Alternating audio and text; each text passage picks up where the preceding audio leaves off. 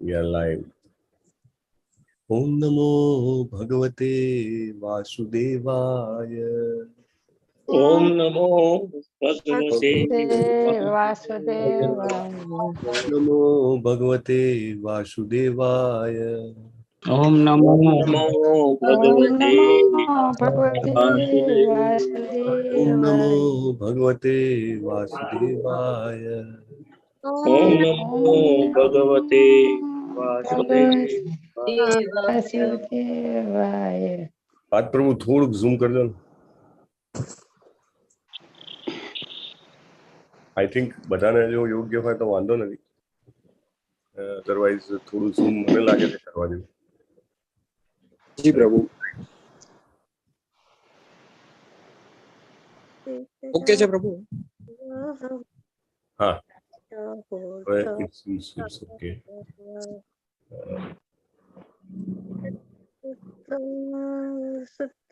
પાંચમો શ્લોક છે રાઈટ આજે આપણો? જી. Just a moment. त एकदा तु मुनयः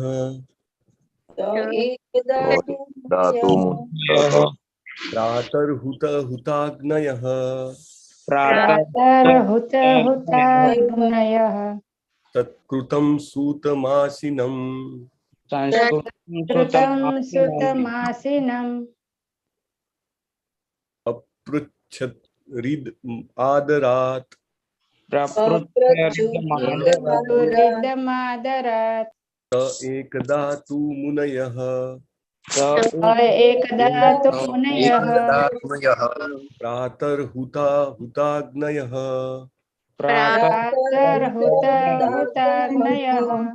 तत्कृतं सुतम् आसिनं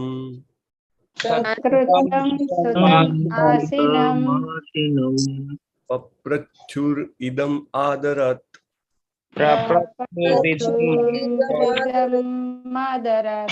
त एकदा तु मुनयः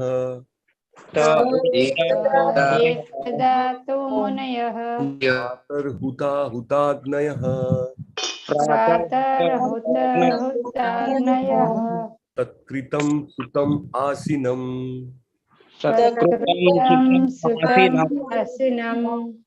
पाप्रच्छुरिदम् आदरात्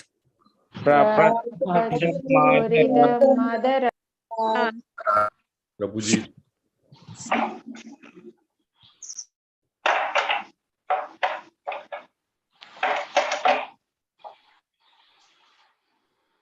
કેમ કોઈ ચાલુ નથી કરતું? વાત પ્રભુ.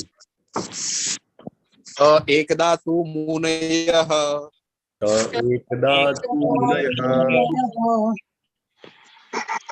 પ્રાતર્હુતાગ્નયઃ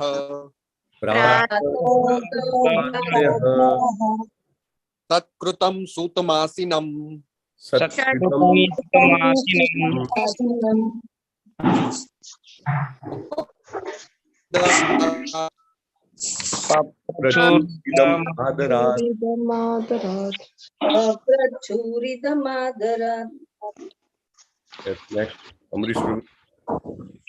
એકદા તુ મુનયઃ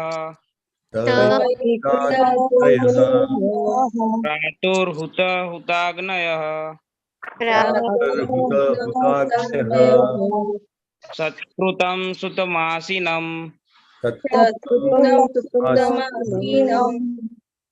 પપ્રચ્છુરિદમાદરાत्. Yes, next. હું બોલો પ્રભુજી? એક જ મિનિટ, પ્રભુજી માંથી બીજા કોઈને બોલવું છે? રાકેશ પ્રભુ બોલો. હા. તો એકદા તુ મુનયઃ પ્રાતઃહુત અગ્નયઃ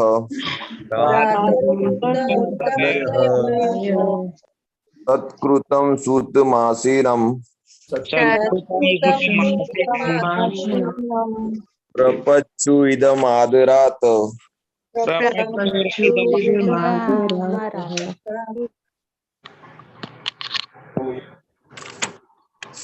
યસ, માતાજી માંથી કોઈ? હું બોલું પ્રભુ? એકદા તુ મુનયઃ त एकदा मुनयः प्रातर्होत हुक्ताग्नयः प्रातर्हुताग्नयः सत्कृतं सुतमासीनं सूतमासीनं प्रापच्छोरिदमादरात् प्रचोरितमादरात्। હું બોલું પ્રભુજી. હા બોલો માતા.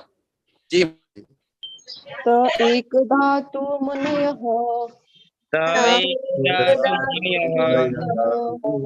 प्रातर्हुत हुताग्नयः हुताग्नयः तत्कृतं सुतमासिनं सूतमासीनं तच्चूरिदमादरात् પ્રભુજી હું બોલું. જી માતાજી. ત એકદા તુ મુનયઃ એકદા તુ મુનયઃ પ્રાતર્હૂત હુતાગ્નયઃ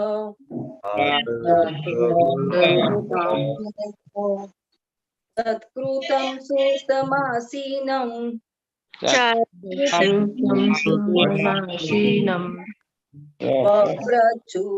પ્રચુરિદમાદરાत्.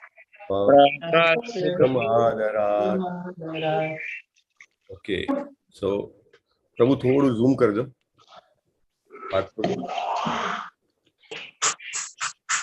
પ્રભુજી સ્ક્રીન દેખાતી જ નથી. હા, થોડી ઝૂમ કરશો ને. હા. ઓમ નમો ભગવતી વાસુદેવાય.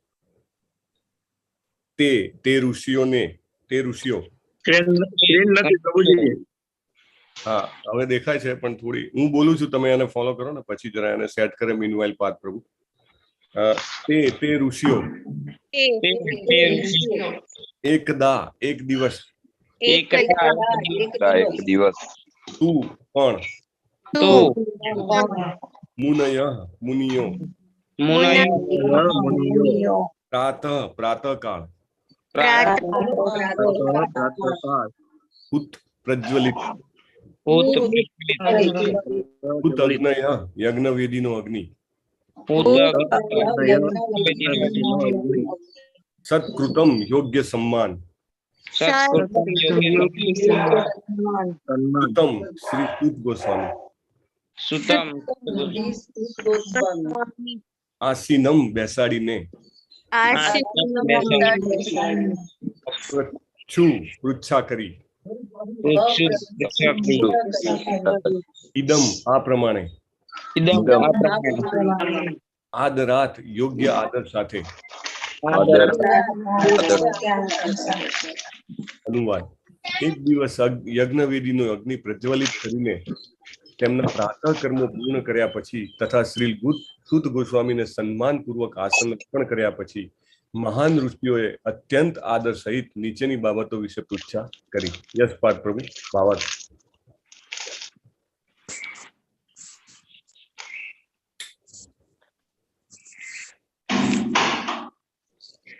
હરે કૃષ્ણ. આધ્યાત્મિક સેવાઓ માટે સવારનો સમય એ ઉત્તમ છે. મહર્ષિઓએ ભાગવતમના વક્તાને વ્યાસાસન અથવા તો વ્યાસદેવના આસન તરીકે ઓળખાતું માનભર્યું ઉચ્ચ આસન અર્પણ કર્યું. શ્રી વ્યાસદેવ એ સર્વ મનુષ્યો માટે મૂળ આધ્યાત્મિક ઉપદેશક છે અને અન્ય સર્વ ઉપદેશકો તેમના પ્રતિનિધિઓ ગણાય છે. પ્રતિનિધિ એ છે કે જે શ્રી વ્યાસદેવના દ્રષ્ટિબિંદુને યથાર્થપૂર્ણ રજૂ કરી શકે. શ્રી વ્યાસદેવે ભાગવતમનો સંદેશ શ્રીલ સુખદેવ ગોસ્વામીને પ્રદાન કર્યો અને શ્રી સૂત ગોસ્વામીએ તે શ્રી સુખદેવ ગોસ્વામી પાસેથી સાંભળ્યો. શ્રી વ્યાસદેવના ગુરુ શિષ્ય પરંપરામાંના સર્વ અધિકૃત પ્રતિનિધિઓને ગોસ્વામીઓ સમજવાના છે. આ ગોસ્વામીઓ તેમની બધી ઇન્દ્રિયોને કાબુમાં રાખે છે અને તેઓ પહેલાના આચાર્યો દ્વારા અંકિત કરવામાં આવેલા માર્ગને વળગી રહે છે.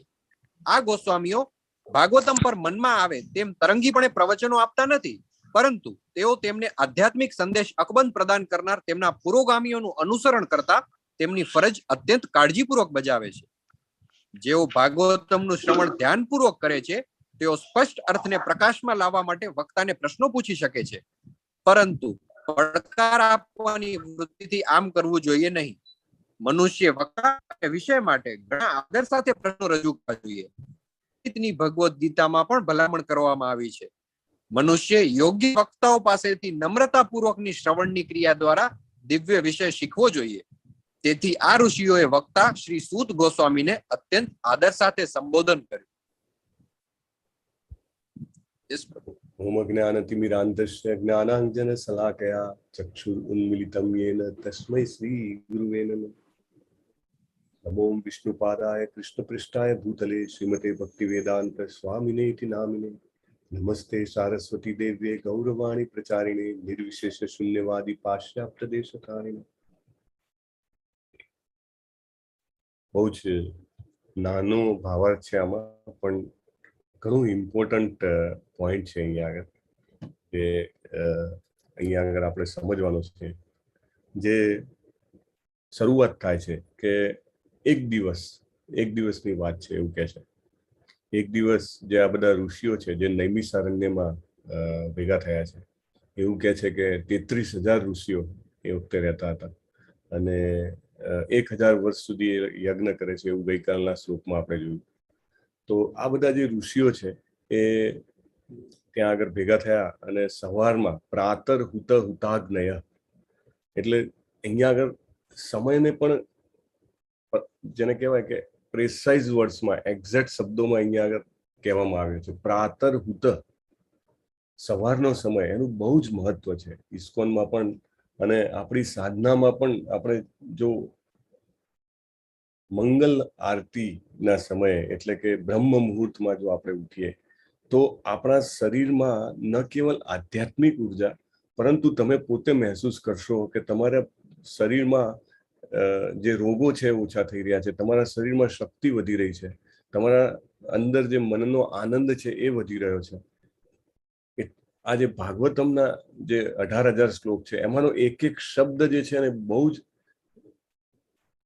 તરાસીને, જે એમ કહેવાય કે તરાસેલા હીરા હોય એવી રીતે મૂકવામાં આવે છે. પ્રભુપાદ આને બહુ જ મહત્વ આપે છે. શું કામ પ્રાતઃ બોલવાની જરૂર છે? એમ કહી શક્યા હોત કે સવારમાં, અથવા તો તે લોકો ભેગા થયા અને વાતો કરતા હતા. આપણે જનરલી કોઈ પણ જૂની વાત ડિસ્ક્રાઇબ કરતા હોઈએ, કહેતા હોઈએ બીજાને, તો કેવી રીતે કહીએ કે ભાઈ સવારના બધા ભેગા થયા હતા અને વાતો કરતા હતા. પણ આ તો પરફેક્ટલી કહેવામાં આવ્યું છે કે પ્રાતર હુત, સવારમાં. એટલે જે બ્રહ્મ મુહૂર્ત છે એનું ખૂબ મહત્વ છે.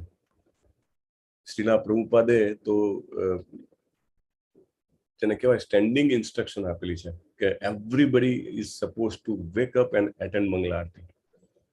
મેં મારી પોતાની નજરે જોયેલું છે કે ટેમ્પલમાં, મોટા ટેમ્પલમાં બી મેં ખાસ જોયેલું છે કે પ્રેઝન્સ લેવામાં આવે છે. જે આશ્રમના પરમેનન્ટ રેસિડન્સ હોય ને, જે હંમેશા માટે હંમેશા આશ્રમમાં એટલે કે મંદિરમાં રહેતા હોય, ટેમ્પલ રેસિડન્ટ. સમજો કે અમુક ફેમિલીઝ એવા હોય કે અને અમુક સંન્યાસી એવા હોય, બ્રહ્મચારી એવા હોય કે જે પરમેનન્ટલી મંદિરમાં રહેતા હોય. તો મંગલા આરતીમાં દે are suppose to take the presence. તમને ખબર ના પડે, પણ એનો ડેડિકેટેડ જવાબદારી વાળો વ્યક્તિ હોય કે જે ડેઇલી પ્રેઝન્સ લેતો હોય, એટલે they are suppose to arrive well before the Mangala Aarti. કોઈને એવું લાગે કે આ શું, આ તો નૈતિક રીતે સ્વૈચ્છિક જવાબદારી હોવી જોઈએ, એવું નહીં કે દંડા મારીને કરવામાં આવે. નહીં, there is a discipline required, અને discipline helps man to evolve. એટલે જ્યારે એક નિયમો બનાવવામાં આવે, એ નિયમો ચોક્કસ રીતે માણસની ઉર્જાને પ્રોપર ડાયરેક્શનમાં ફોકસ કરાવે છે, રાઈટ? એટલા માટે એને જેને કહેવાય કે સ્ટ્રિક્ટલી એડહર કરવાનું કીધું છે. ઘણીવાર એવું હોય કે આખી રાત ઊંઘ્યા ના હોય, રાઈટ? આપણા નવી બેચ ચાલુ થતી હોય એના આગલા દિવસે most of the time the full night, I mean Namnishtha Prabhu અને ઓલ અધર એમની સાથે જે સંકળાયેલા છે central coordinators, they have night out at least 2 to 3 days because so many groups are to be allocated, then so many booking registration ચાલુ હોય, એટલે that formalities are to be ensured કે 235 થાય ગ્રુપમાં, એટલે નવું ગ્રુપ બનાવવું પડે. This is all manual. It cannot happen automatically, right? So WhatsApp accepts only 230 plus some numbers. So it's a mammoth task. You are handling 25,000 registration. It is not a small thing. અને peak આવે ત્યારે તો everybody, અને એ જ્યારે સવારના સમજો આખી રાત ચાલી હોય તો બી ઇમિડિયેટલી સવારના 4 વાગે મંગલ આરતી હોય, ઇમિડિયેટલી 6 વાગે નહીં 5 વાગે એમનો તો શોર્ટ ભાગવતમ ક્લાસ હોય. All this things has to happen. Prabhupada કહે કે sometimes if required you adjust during the day. તમને રાત્રિની ઊંઘ ઓછી પડી હોય, you manage during the day time સમહાઉ somewhere if possible. પણ આહાર, નિંદ્રા, ભય અને મૈથુન, પ્રભુપાદ એવું કહે છે slowly we should reduce, because those 4 things indicates that we are near to animalistic mindset, propensities, right? જે પ્રાણીઓની પ્રોપેન્સિટી છે એની નજીક આપણે જઈ રહ્યા છીએ. પણ જેમ જેમ આ વસ્તુ જે છે આપણે એને રેગ્યુલેટ કરીએ, જેમ જેમ આપણે એને ઓછી કરીએ, તો then that way we are more near to આપણે એનાથી દૂર જઈએ છીએ. જે પ્રાણીજન્ય આપણી પ્રોપેન્સિટીઝ છે એનાથી દૂર જઈએ છીએ. એટલે ધેટ ઇઝ વેરી ઇમ્પોર્ટન્ટ કે વી ઓબ્ઝર્વ ધીસ મંગલા આરતી અને બ્રહ્મ મુહૂર્તના ઉઠવાનું જે મહત્વ છે એ બહુ જ જરૂરી છે. ઘણીવાર આપણે લેવલ 1માં જે પાર્ટિસિપન્ટ્સ હોય એમને આપણે શું કહીએ, લેવલ 1ના પાર્ટિસિપન્ટને આપણે કહીએ કાંઈ વાંધો નહીં, તમે ઉઠી જાઓ, એકવાર મંગલ આરતી એટેન્ડ કરી લો. તમને એવું લાગતું હોય તો તમે ઓનલાઈન ચાલુ કરી અને એટેન્ડ કરો, અને તમને પછી વધારે ઊંઘ આવતી હોય તો ઊંઘી જાઓ, ધેટ્સ ઓલ રાઈટ. ઉઠીને નાહી ધોઈને જો ઘરે કરી શકો તો વેલ એન્ડ ગુડ. અને પછી in case if you feel dozy, take some nap, small nap, અને then it's all right. But still morning જે સમય છે એ સમય બહુ જ સંક્રાંતિ વાળો સમય છે. અને તમે પોતે ફીલ કરશો, કારણ કે આ બધી વસ્તુ એવી છે કે ભાઈ રસગુલ્લાનો ટેસ્ટ તો ખાઈ લેવાનો, હે, test of pudding is in eating, right? એવું છે. તો પ્રાતઃ સમયનું અહીંયા વર્ણન છે, અને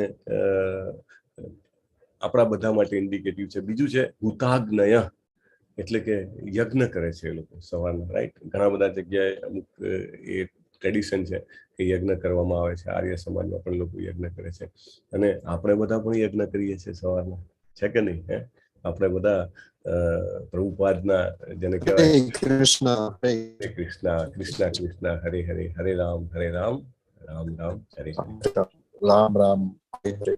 બધા જ પ્રભુપાદના આદેશ પ્રમાણે, એમની ડાયરેક્શન પ્રમાણે લગભગ મોટા ભાગના આપણા બધા, અને જેને કહેવાય કે સવારના મંગલ મુહૂર્તમાં ઉઠીને આપણે પણ યજ્ઞ કરીએ છીએ. કારણ કે કળિયુગનો યજ્ઞ છે સંકીર્તન યજ્ઞ. યજ્ઞાનામ જપ યજ્ઞોસ્મિ, ભગવાન 10મા અધ્યાયમાં કહે છે. એટલે હુતાગ્નય, અહીંયા આગળ 2 વસ્તુ કીધી છે. મુનિ કીધા છે, અને મુનિ કેવા છે? તો મુનિ જે છે બ્રહ્મ મુહૂર્તમાં ઉઠે છે.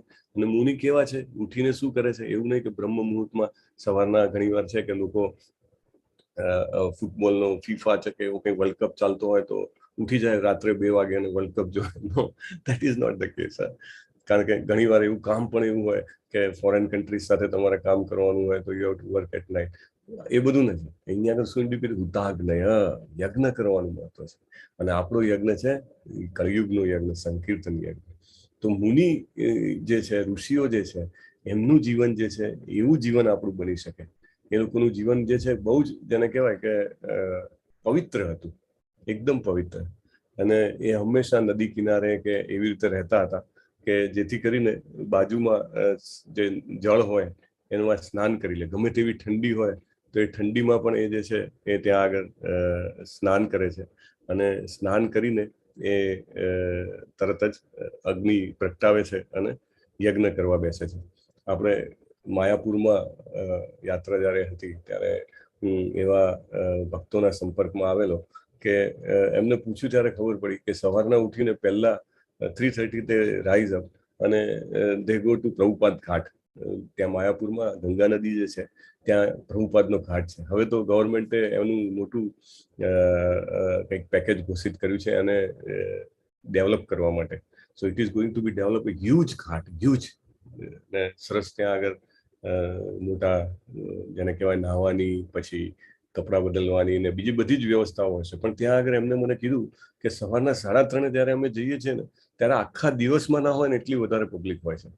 કારણ કે ધેન યુ રિયલાઇઝ કે એ જગ્યાનું પોટેન્ટ, કે ત્યાં આગળ જે પણ કેટલા હજારો લોકો રહેલા છે બધા જે છે તમે જુઓ તો આખા ટોટલી કૃષ્ણ ભાવનામૃતના રંગે રંગાયેલા એક વ્યક્તિ. અને કે બધા ત્યાં આગળ ઘાટ પરથી સ્નાન કરીને સીધા ત્યાં 4 વાગે પ્રભુપાદ આરતી થાય, એટલે પ્રભુપાદ સમાધિ મંદિર છે તો એમાં આવે પ્રભુપાદ સમાધિ મંદિરમાંથી આરતી પૂરી કરી અને ચંદ્રોદય મંદિર છે કે જ્યાં આગળ ચૈતન્ય મહાપ્રભુ અને પંચતત્વના અને રાધા માધવ અષ્ટસખીના આરતી થાય છે. ત્યાં આગળ સવારના જ હજારો લોકો, એટલે ઉભા રહેવાની જગ્યા ના હોય, કીડિયારું ઉભરાય એટલી બધી જે છે ડિવોટીની સંખ્યા હોય ત્યાં આગળ.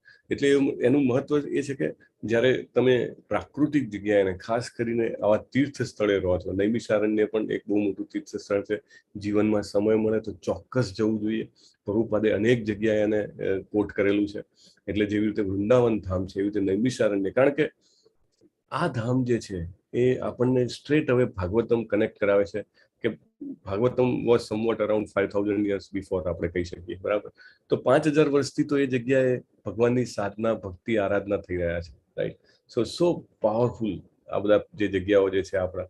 તો ત્યાં આગળ જઈ સવારના સ્નાન કરે. અને બીજું એક બહુ જ ટેકનિક, આમ જેને કહેવાય ને કે ચમત્કારિક વસ્તુ એવી છે કે તમે જ્યારે ગામના કૂવામાં કે નદીમાં કે એમાં તમે સવારે બ્રહ્મ મુહૂર્તમાં સ્નાન કરવા જાઓ તો પાણી જે છે જનરલી હુંફાળું હોય.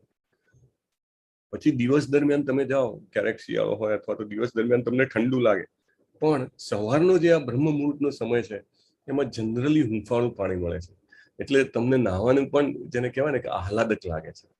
એટલે એ પ્રક્રિયા પૂરી કરીને પછી આપણે આજે આપણું સવારનું જે સ્પિરિચ્યુઅલ રૂટીન છે, આધ્યાત્મિક દૈનંદિની રોજનીસી છે, એ આપણે કરી લેવાની. આખી દુનિયા આપણી ઉપર જેને કહેવાય કે હુમલો કરે એ પહેલા આપણે આપણો આ હુતાગ્નિ પ્રગટાવી દેવાનો છે. હુતાગ્નિ પ્રગટાવીને આહુતિ આપી દેવાની છે. આપણા મોંમાંથી હરે કૃષ્ણ બોલીને આપણા કાનમાં આહુતિ પહોંચી જાય, આપણા જે પ્રી ડિસાઇડેડ નંબર હોય મિનિમમ, ત્યારે આપણે એમ સમજવું કે હા, આજનો દિવસ જે છે એમાં હવે હું લડવા તૈયાર છું. પ્રભુપાદને એક વખત વહેલી સવારે કંઈક અર્જન્ટ મળવા માટે એમના ભક્ત આવે છે અને પ્રભુપાદ કહે છે please weight for some moment. અને પછી થોડી વાર રહીને મળે છે. એટલે કે શું હતું? પ્રભુપાદ કે 2 માળા બાકી હતી મારી. અને પ્રભુપાદ કહે છે now I am ready to fight anything, any war. તમે મને જે કામ આપશો એ કરવા હું તૈયાર છું. પ્રભુપાદ ટોલ્ડ લાઈક ધેટ કે નાઉ I am ready. once my rounds are minimum rounds are finished, I am ready. minimum rounds, not that is કે ભાઈ આટલા થઈ ગયા એટલે આપણું પતિ. એવું આપણે લેવલ 3 માં ચર્ચા કરી હતી કે why we chant more than minimum rounds, right? So anyway, coming back to the second portion of the verse કે સત્કૃતમ સુતમ આસીનમ. સત્કૃતમ એટલે બહુ જ ઇમ્પોર્ટન્ટ છે કે જે સુત મુનિ જે છે, જે વક્તા છે, એને બહુ જ આદરપૂર્વક બેસાડ્યા છે. આદરપૂર્વક બેસાડ્યા છે. કારણ કે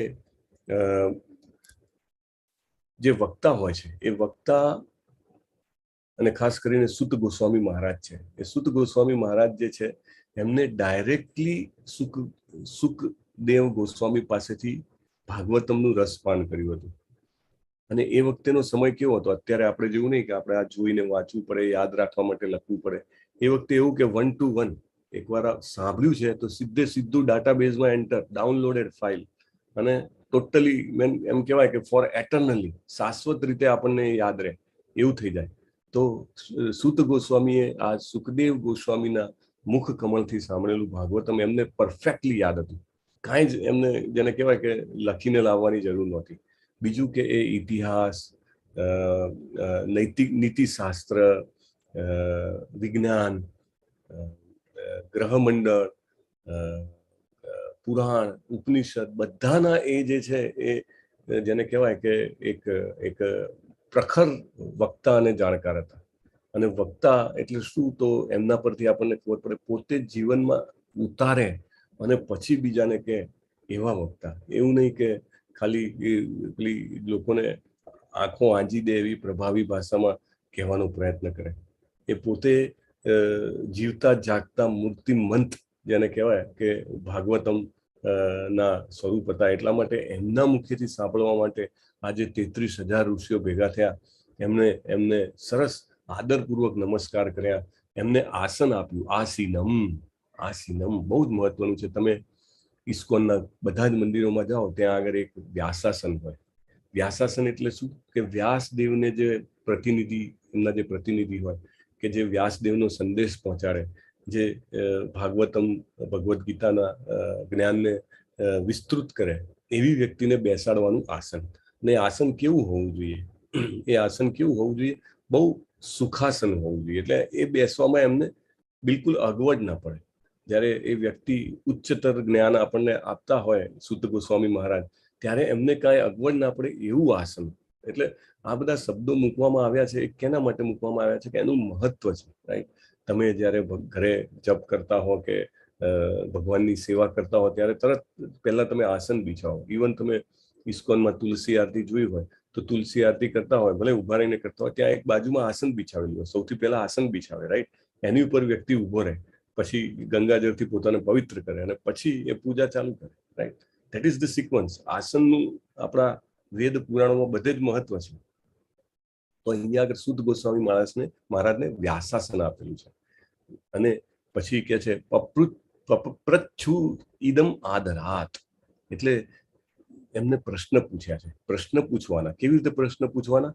તો ચેલેન્જિંગ મોડમાં નહીં કે ભાઈ તમને ખબર, મને આટલી ખબર છે, બતાવવા માટે હું પૂછું, અથવા તો તમે જે કહો છો એ મને યોગ્ય નથી લાગતું, એટલે એને કહેવાય કે આર્ગ્યુમેન્ટ મોડમાં લઈ જઈએ, એવી રીતે નહીં. આદરાત. આજે ઋષિ મુનિઓ છે એ પોતે જ એટલા બધા મોટા સાધકો છે કે એમને ખબર છે કે how to deal with Sacha devotee. આવા ઉચ્ચ ભક્ત જે છે સૂત ગોસ્વામી મહારાજ, એમની સાથે કેવી રીતે વર્તાવ કરવો, જેવી રીતે આપણે ભગવદ્ ગીતામાં શીખ્યા હતા. તદ્વિધિ પ્રણિપાતેન પરિપ્રશ્નેન સેવયા ઉપદેક્ષ્યંતિ તે જ્ઞાનમ જ્ઞાનિનમ તત્વદર્શિનમ, રાઈટ? તદ્વિધિ પ્રણિપાતેન, પહેલા પ્રણામ કરવાના છે. પરિપ્રશ્નેન, કેવી રીતે પ્રશ્ન કરવાનો છે? કે મારી જાણવાની ઈચ્છા છે, એવી રીતે. સેવયા, સેવા કરવાની છે. અને ધેન એ જ્ઞાન છે ગ્રેજ્યુઅલી આપણને મળે, રાઈટ? એટલે સેવાનું ખૂબ મહત્વ છે, પ્રણામનું, આદરનું ખૂબ મહત્વ છે. કારણ કે આપણી જે પરંપરા છે એમાં શું છે? ગોપી ભરતું કમલિયો દાસ દાસાનું દાસ દાસાનું દાસ. તો ગોપી ભરતું પદ કમલિયો, એટલે ગોપીના દાસના દાસના દાસના દાસના દાસ બનવાની મારી ઈચ્છા છે, એવું આપણા સંપ્રદાયમાં, આપણી જે ભક્તિ યોગની પરંપરા છે, કૃષ્ણ ભાવનામૃતનું જે વિજ્ઞાન છે એમાં કહેવામાં આવ્યું છે. એટલે પ્રણિપાતેનો ઇમ્પોર્ટન્ટ છે, અને આદર સાથે પ્રશ્ન પૂછવાના છે. સો with that we'll go to next verse. Prabhu, we can take one more today. Hare Krishna. દેખાઈ રહ્યું છે પ્રભુ? હાજી હાજી દેખાય છે. બધાને દેખાય છે ને? દેખાય છે પ્રભુ. દેખાય છે, ઓકે. તો આજે છઠ્ઠો શ્લોક પણ આપણે કવર કરીએ. ઋષય ઉવાચ ઋષય ઉવાચ ત્વયા ખલુ પુરાણાની ત્વયા ખલુ પુરાણાની ઇતિહાસાની ચાનઘ સેતિહાસાની ચ નગ આખ્યાતાન્યપ્યધીતાની આખ્યાતાન્યપીતાની ધર્મશાસ્ત્રાણિ યાન્યુત ધર્મશાસ્ત્રાણિ ઋષય ઉવાચ ઋષય ઉવાચ ત્વયા ખલુ પુરાણાની ઇતિહાસાની ચાનઘ સેતિહાસાની ચ નગ આખ્યાતાની અપિ અધીતાની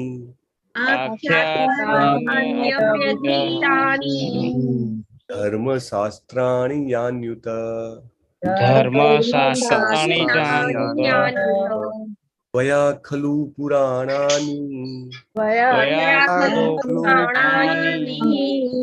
ઇતિહાસાની ચાનઘ સેતિહાસાની ચ નગ આખ્યાતાન્યપ્યધીતાની આખ્યાતાન્યપીતાની ધર્મશાસ્ત્રાણિ યાન્યુત ધર્મશાસ્ત્રાણિ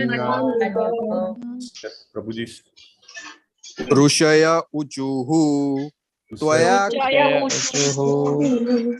ત્વયા ખલુ પુરાણાની ખલુ પુરાણાની સેતિહાસાની ચાનઘ આખ્યાતાન્યપ્યધીતાની આખ્યાતાન્યપીતાની ધર્મશાસ્ત્રાણિ યાન્યુત ધર્મશાસ્ત્રાણિ યાન્યુત Yes, next. ઋષય ઉચુ ઋષય ત્વયા ખલુ પુરાણાની સેતિહાસાનિ ચ નઘ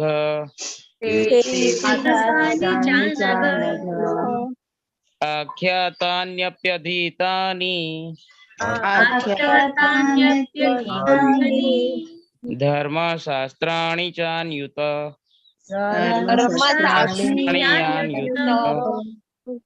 Yes, next please. રાકેશ પ્રભુ. જી જી.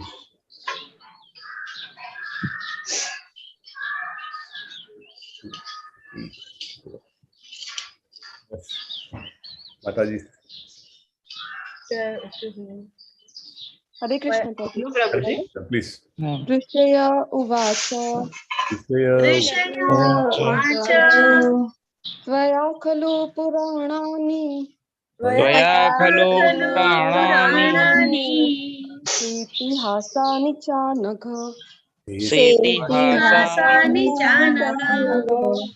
આખ્યાતાન્યપ્યધીતાની ધર્મશાસ્ત્રાણિ યાન્યુત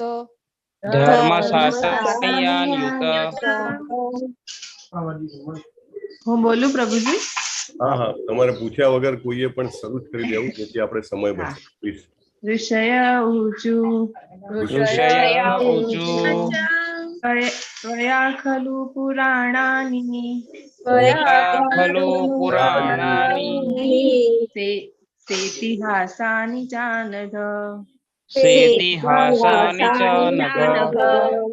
આખ્યાતાન્યપ્યધીતાની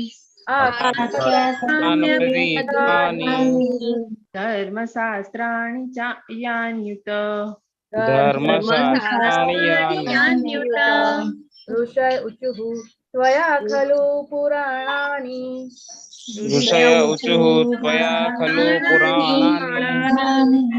સેતિહાસાનિ ચ નઘ આખ્યાતાન્યપધીતાની ધર્મશાસ્ત્રાણિ યાન્યુત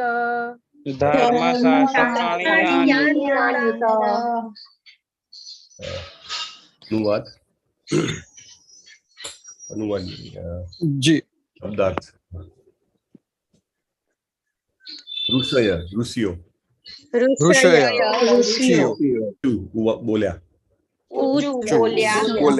ત્વયા તમારા દ્વારા ખલુ નિસંદેહ પુરાણાની વિસ્તારપૂર્વક ચિત્ર રજૂ કરતી કથાઓ સાથેની વેદોની પૂર્તિઓ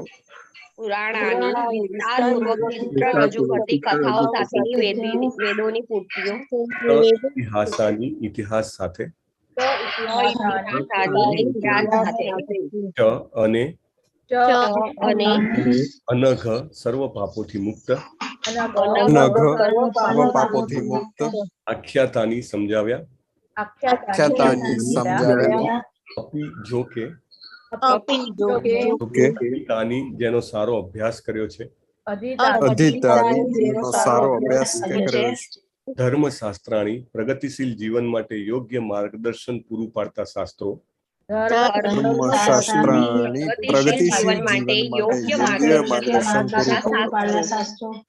યાની આ બધા કહ્યું. ઋષિઓએ કહ્યું છે આદરણીય સુત ગોસ્વામી, આપ સર્વ પાપોથી પૂર્ણપણે મુક્ત છો. આપ આધ્યાત્મિક જીવન માટે પ્રખ્યાત એવા સર્વ શાસ્ત્રોમાં તથા પુરાણો તેમજ ઇતિહાસોમાં પણ પારંગત છો, કેમ કે તમે યોગ્ય માર્ગદર્શન હેઠળ તેમનું અધ્યયન કર્યું છે અને તેમને સમજાવ્યા પણ છે. હા, ભાવાર્થ કોને વાંચવો છે? હું વાંચું પ્રભુજી? હું વાંચું? વાંચો. હરે કૃષ્ણ. ગોસ્વામી અથવા શ્રી વ્યાસદેવના નો અધિકૃત પ્રતિનિધિ સર્વ પ્રકારના પાપોથી મુક્ત હોવો જોઈએ. કળિયુગના મુખ્ય 4 પાપો છે: સ્ત્રીઓ સાથેનો અનૈતિક સંબંધ, 2 પશુઓની કતલ, 3 નશાખોરી, 4 દરેક પ્રકારનો જુગાર અથવા સટ્ટો. કોઈ ગોસ્વામી વ્યાસાસન પર બેસવાની હિંમત કરી શકે તે પહેલા તેણે આ બધા જ દૂષણોથી મુક્ત હોવું જોઈએ.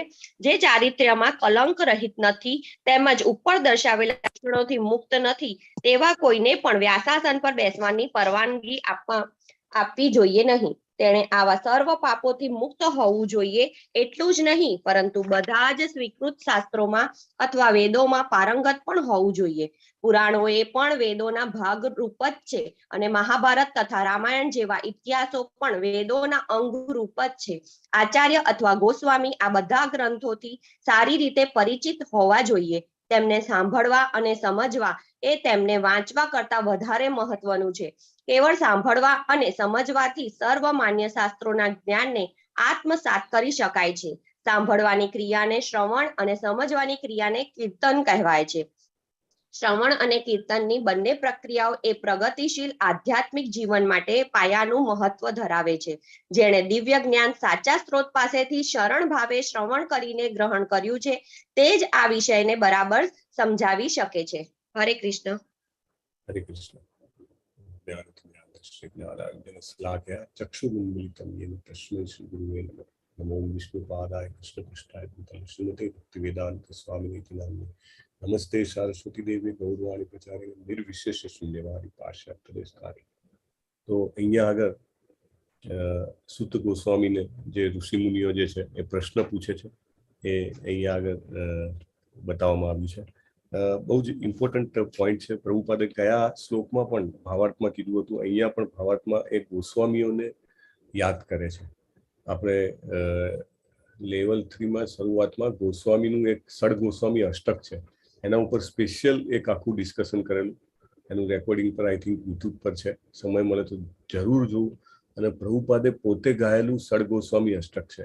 બહુ જ જેને કહેવાય ને, આમ તમે સાંભળો ઘણી વાર ઇસ્કોનના ટેમ્પલ્સમાં તમે જાઓ તો વાગતું હોય, કૃષ્ણ કીર્તન નર્તન કરો પ્રેમામૃતામ ભોનિધિ ધીરા ધીર જન પ્રિય કરો નિર્મત્સરો પૂજિતો. બહુ સરસ છે. 8 શ્લોકો છે, ગોસ્વામીઓની પ્રાર્થના છે. અને એમાં આગળ આવે છે નિંદ્રા હાર વિહાર કાદિ વિજિતો. એટલે નિંદ્રા, આહાર, વિહાર એ બધાને એમણે જીતી લીધા છે, એને ગોસ્વામી કીધા છે. પ્રભુપાદ કહે છે કે કોને વ્યાસાસન આપવું જોઈએ, કે કોને બોલવાની મુક્તિ આપવી જોઈએ. નહીં તો શું થાય કે આપણે જે સાંભળીએ એ આપણા માટે ગલત પુરવાર થાય, આપણને સ્પિરિચ્યુઅલ સુસાઇડ થઈ જાય. ઘણી વાર માયાવાદી ભાષ્ય સુનીલે હોય સત્યાનાશ એવું કહેવામાં આવે છે. એટલે we have to be very clear કે from whom we are listening, whether એ ઓથોરાઇઝ જે પરંપરા છે એમાંથી આવે છે અને આપણને શુદ્ધ જ્ઞાન આપી શકશે તો જ સાંભળવું જોઈએ. આપણે પ્રભુપાદનું ભાગવતમ કેમ વાંચીએ છીએ, કેમ શબ્દે શબ્દ વાંચીએ છીએ? આપણને ખબર છે કે પ્રભુપાદ જે છે એ ભગવાનના શુદ્ધ ભક્ત છે, ભગવાનના શાશ્વત પાર્ષદ છે, એટર્નલ એસોસિએટ. એમને કીધું છે કે મારા એક એક શબ્દ છે મેં લખ્યા જ નથી. એ પોતે પોતાની બુક વાંચતા હતા. કેમ તો કે મારા એક એક શબ્દ છે, each word is dictated by Krishna himself, right? એટલા માટે આપણે આ શબ્દોને વાંચીએ છીએ. કેમ બીજું કોઈ ભગવદ્ ગીતા ભાગવતમ નથી વાંચતા? અને એ ગોસ્વામીઓને રિફર કરે છે કે જે ગોસ્વામી જે છે એ કેવા છે? નિંદ્રા, આહાર, વિહાર કાદિ વિજિતો. એટલે નિંદ્રા, આહાર, વિહાર એ બધાને એમને જીતેલા છે. બીજી વાત કે સુત ગોસ્વામીનું એક બીજું વર્ણન અહીંયા કરેલું છે કે એમને ઓથોરાઇઝ સ્તોત્ર પાસેથી સાંભળેલું છે. જે સુખદેવ ગોસ્વામી છે ઇટ ઇઝ ઓથોરાઇઝ, રાઈટ? એમની પાસેથી એમને સાંભળેલું છે. આમાં મને એક સરસ પ્રસંગ યાદ આવે છે. પ્રભુપાદ લીલામૃત કરીને એક 4 વોલ્યુમનો ગ્રંથ છે, પ્રભુપાદની બાયોગ્રાફી છે. એમાં આઈ થિંક સત સ્વરૂપદાસ ગોસ્વામીએ લખેલી છે. પ્રભુપાદ જ્યારે આ ધરાતલ પરથી વિદાય પામ્યા ત્યારે જે જીબીસી છે, ઇસ્કોન બોર્ડ જે છે કે જે ઇસ્કોન મેનેજમેન્ટને જુએ છે, આખા વિશ્વના 30 જણા, પ્રભુપાદે જ આ બોર્ડ બનાવ્યું હતું. એમને કીધું કે બધું મેનેજમેન્ટ છે એકદમ પ્રોફેશનલી અને જેને કહેવાય કે વિધાઉટ બાયસ થવું જોઈએ. એટલે આખા વિશ્વના 30 લીડરો અલગ અલગ ભાગમાંથી આવીને એનું જે કમિશન બને એ લોકો પોલિસી ડિસિઝન લઈ શકે. ઇસ્કોનમાં પોલિસી ડિસિઝન માને કે what to do, what not to do, શું કરવું, શું એલાઉ કરવું, શું ના કરવું, કેવી રીતે સિસ્ટમ એસ્ટાબ્લિશ કરવી, બધું જ. તો એ ઇસ્કોન બોર્ડે નક્કી કર્યું કે પ્રભુપાદની ઓટોબાયોગ્રાફી તો નથી, પણ બાયોગ્રાફી ઓથોરાઇઝ હોવી જોઈએ. તો આ જે સત્સ્વરૂપદાસ ગોસ્વામી છે, એમને હજારો લોકોના જેની સાથે પ્રભુપાદ બાળપણથી કોન્ટેક્ટમાં આવ્યા હતા, એ બધાને પર્સનલી મળ્યા. કારણ કે એવું થાય, એમને લખ્યું છે આગળ કે over a period of time એ લોકોનો પણ મૃત્યુ થઈ જાય, પછી તો બિલકુલ એ જ્ઞાન, એ જે નોલેજ છે પ્રભુપાદના જીવન વિશેનું, એ અપ્રાપ્ય થઈ જાય. એ બધાને એમને પર્સનલી ઇન્ટરવ્યુ કર્યા. પછી પ્રભુપાદના 1500 જેટલા ઘણા બધા કોમ્યુનિકેશન્સ, સમ લેટર્સ ઓર સમ અધર વે નોટ્સ ઓર જે બી કંઈ હતું, ઇવન ડાયરીઝ, ઘણા બધા જે એમની સાથે રહેતા હતા એમને ડાયરીઓ લખતા હતા. ફોરેનમાં કલ્ચર બહુ છે, આપણે અહીંયા આગળ એટલું નથી. તો એ બધી ડાયરીઓ, એ બધા સ્તોત્ર ભેગા કરીને એમને આખું પ્રભુપાદનું જીવન લખ્યું. તો એમાં લખે છે કે પ્રભુપાદ જે છે એ જ્યારે એમના ગુરુને મળે છે, શરૂઆતમાં 2-3 વાર જ્યારે મળ્યા હોય છે, ત્યારે એક વખત બધા ભક્તોને ક્યાંય જવાનું હોય છે, એટલે બીજા જે આશ્રમ રેસિડેન્ટ્સ હોય છે, ટેમ્પલ રેસિડેન્ટ્સ અથવા મઠ જે 64 મઠ સ્થાપ્યા હતા ભક્તિ સિદ્ધાંત સરસ્વતી ગોસ્વામી મહારાજે, તો એ લોકો જે છે એ એમાં જાય છે. પણ પ્રભુપાદ ત્યાં રોકાય છે, કારણ કે મારે સાંભળવું છે, મારા ગુરુ મહારાજનો સાંભળવાનો મોકો હું ના છોડું. અને પછી થોડા ટાઈમ પછી જ્યારે એમને દીક્ષા લેવાની હોય છે, એટલે એ એમના ગુરુ ભાઈઓને કહે છે કે ગુરુ મહારાજ આવે તો પૂછજો, મારે દીક્ષા લેવી છે. એટલે એમને પૂછે છે એમના જે ગુરુભાઈ ભક્તિ સિદ્ધાંત સરસ્વતી મહારાજને કે પેલા જે અભયચરણ આવે છે એમને દીક્ષા લેવી છે. તો એમને તરત જ ક્લિયર કર્યું એક સ્ટેટમેન્ટ સાથે. પ્રભુપાદ કહે છે એ સ્ટેટમેન્ટ મેં મારા હૃદયમાં જડી લીધું છે. રાઈટ. શું સ્ટેટમેન્ટ આપ્યું એમને ખબર છે? Yes, I can initiate him because he hears well. એ બહુ સારું સાંભળે છે. એમના શબ્દો હતા. એટલે શ્રવણમનું શું મહત્વ જે છે એ આપણને પ્રભુપાદના જીવનમાં પણ ખબર પડે છે કે એમનું જે એટેન્શન હતું, કેવી રીતે સાંભળવામાં 2 ઇમ્પોર્ટન્ટ પોઈન્ટ છે, સબમિસિવલી અને એટેન્ટિવલી. સબમિસિવલી એટલે શરણાગત થઈને. પ્રભુપાદની પુસ્તક વાંચીએ તો કેવી રીતે કે આપણે પ્રભુપાદના ચરણમાં બેસી ગયા છીએ, પ્રભુપાદ તમે કહો, તમે સમજાવો એમ હું સમજીશ. રાઈટ. એ રીતે સબમિસિવલી અને એટેન્ટિવલી એટલે એકાગ્રતાપૂર્વક, નહીં કે બાજુમાં મારો મોબાઈલ પડ્યો છે, વોટ્સએપ, ફેસબુક આ છે, ફોન આવે તો આપણે એમાં ચાલીએ છીએ. Reading is as important as chanting the rounds. Right. અથવા hearing is as important as chanting the rounds. જ્યારે પણ હિયરિંગ ચાલતું હોય, રીડિંગ ચાલતું હોય તમારું, you should either switch off your mobiles or put it away. Right. તમે જ્યારે એ રીતે એને જીવનમાં પ્રાથમિકતા આપો તો એ જ્ઞાન જે છે એને ઝીલી શકાય. રાઈટ. સુત ગોસ્વામી જે છે એ મલ્ટીટાસ્કિંગ નહોતા કરતા. જ્યારે સુખદેવ ગોસ્વામી 7 દિવસ અને 7 રાત સુધી કન્ટિન્યુઅસ ભાગવતમનું પાન કરાવ્યું, ત્યારે સુત ગોસ્વામી પોતાના 100% એટેન્શન સાથે, ફૂલ સબમિસિવનેસ કે જેને કહેવાય શરણાગતિ સાથે એમને આ સાંભળ્યું. અને એ વખતે આપણે વાત થઈ એમ બધું જ અંદર ઇમ્પ્રિન્ટ થઈ જતું હતું. ત્યારે બધું જે છે એ બધું સાંભળીને યાદ રાખવામાં આવતું હતું. હજારો લાખો શ્લોકો જે છે એ સાંભળવામાં આવતા હતા. મહર્ષિ વેદવ્યાસે કેમ બધું લિપિબદ્ધ કર્યું? કારણ કે એ ભગવાનના અવતાર હતા અને એમને ખબર હતી કે over a period of time મનુષ્ય છે મંદાસુ મંદમતયો, એટલે ધીમે ધીમે જે છે મનુષ્યનું યાદ રાખવાની શક્તિ જે છે એ નિષ્પ્રાય થઈ જશે. એટલા માટે એને લખીને રાખવું સારું. એટલે પહેલા ખાલી અથર્વવેદ એક જ હતું, એના એમને 4 ભાગ કરી નાખ્યા: ઋગ્વેદ, સામવેદ, યજુર્વેદ અને અથર્વવેદ. પછી એમને 18 પુરાણો લખ્યા, 108 ઉપનિષદો લખ્યા. એકચ્યુઅલી માયાવાદીઓ જે છે એ લોકો એવું કહે કે જે પુરાણો છે એ વેદોનો ભાગ નથી. રાઈટ. પણ પ્રભુપાદ એનું ખંડન કરે છે કે ના, પુરાણો જે છે it is not only Prabhupada, Brahma Madhva Gauri સંપ્રદાય અને બધા જ જે વૈષ્ણવ સંપ્રદાય, they consider it as part of Vedas as good as Upanishad. Right. કારણ કે એમાં જે પણ આપેલું છે, આપણે જે કંઈ પણ સાંભળશું ને એમાં એવિડન્સ સાથે આપે છે. એકચ્યુઅલી વેદના જે આદેશો જે છે, પ્રભુપાદ લખે છે ઘણી જગ્યાએ કે વેદના આદેશો જે છે, લાઈક એમાંથી ઉપનિષદો બનાવ્યા અને વેદાંત સૂત્ર ફાઇનલી બનાવ્યું. પણ એ સામાન્ય જન માટે સમજવું બહુ અઘરું છે. It is very difficult to understand. એટલે જ્યારે એને એક્ઝેક્ટ જીવનની કથાઓ સાથે એવિડન્સ, ફેક્ટ્સ, પ્રૂફ્સ અને એવિડન્સ સાથે કહેવામાં આવે તો બહુ જ સરસ ઇઝી થઈ જાય ને આપણને. રાઈટ.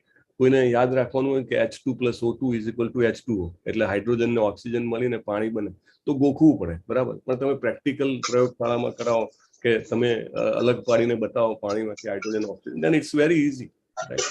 તો એવી રીતે આપણા જે આ ભાગવત પુરાણ છે એમાં અલગ અલગ ગ્રહ મંડળની, અલગ અલગ લોક છે, આપણા જે 14 લોક છે, અલગ અલગ લોકની, અલગ અલગ ગ્રહ મંડળની, અલગ અલગ યુગની, એટલે મે બી આ ટાઈમની હોય, સતયુગની હોય, એના પહેલાના યુગની હોય, કોઈ બીજા મન્વંતરની હોય, કોઈ બીજા બ્રહ્માના કલ્પની હોય, એવી બધી જે ઘટનાઓ છે એને ફેક્ટ્સ, પ્રૂફ્સ, એવિડન્સીસ સાથે કહેવામાં આવે. એટલે પછી એમાંથી જે સાર હોય આપણને બહુ ઇઝી થઈ જાય.